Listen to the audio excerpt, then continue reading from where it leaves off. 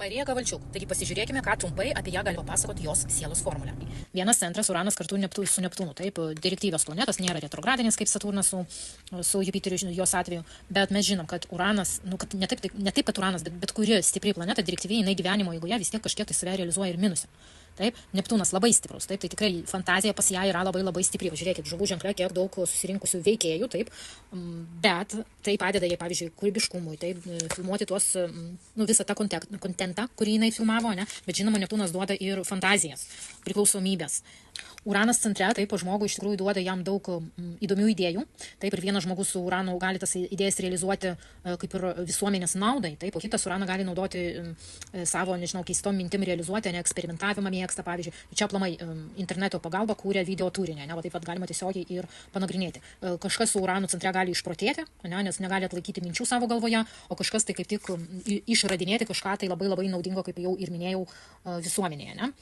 Toliau, kas man, žodžiu, aš nekalbėsiu apie retrogradinės planetas, nes čia kaip ir aišku, ne, nėra vidinio stuburo, nemoka kaip čia atstatyti arba atstovėti save, ne, ir nustatyti ribas ir panašiai, bet mane sudomina, pavyzdžiui, šitą Marso orbitą. Marso orbita moters formulėje parodo, kokio vyro jinai norėtų. Taip, tai jinai pati turi Marsą mini centre, reiškia, jinai pati labai yra aktyvi, iniciatyvi, jai nesunku, ne, prieiti ir susipažinti su vyru. Taip pat Marsas pas moterį, jeigu yra arba centre, arba mini centre, arba Veneros orbitai, tai priduoda jai seksualumą. Taip, jinai labai seksuali vyrams. Plutonasgi, taip, vyras koks turi būti? Jisai turi būti valdingas, taip, o mes žinom, nuo tos, kurios žino, kad jinai filmavo tokį kontentą, ne, būtent su BDSM ir noriu dar atkreipti dėmesį į kosmogramą, nes kosmograma irgi daug ką gali pasakyti, aišku, ir tos susijungimai, pavyzdžiui, irgi yra svarbus, nes formulėje mes nematom, kad Mėnulis turi ryšį su Venera, kosmogramai mes matom, ir tai jau truputėlį duoda kitą atspalvį, ne, ir Mėnuliui, ir Venera, bet aš į ką norėjau atkreipti dėmesį, žiūrėkit, jinai dabar gyvena vakuumo periodu, taip, iki 21 metų, nei vienos planetos nuo 7 metų, tai va čia jinai jaučiasi žmogus pasimetęs, nežino, ko nori,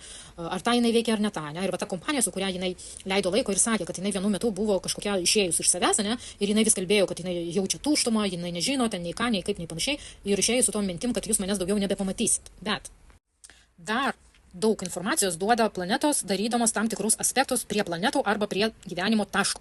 Ir jos atveju čia nors ir nėra jokių planetų, bet mes matom, kad opozicijai, taip, stovi Plutonas. Plutonas visą laiką yra apie kažkokį spaudimą, taip, apie, dažnai labai būna kažkokių tai labai tokių stresinių įvykių, smurto, taip, ir panašiai. Plutonas pas ją stovi Marso orbitai, taip, ir dabar būtent šiais metais daro opoziciją. Tai yra labai pavojingas laikas žmogui, taip. Taip pat Plutonas darys aspektą neigiamą. Šitoj vietoje irgi Marija turėtų būti atsargesnė, ne, bet jeigu nežiūrėt vien tik Plutoną, mes matom, kad Marsas su Saturnu turi opoziciją. Šitam taške irgi gali būti kažkokių nemalonumų.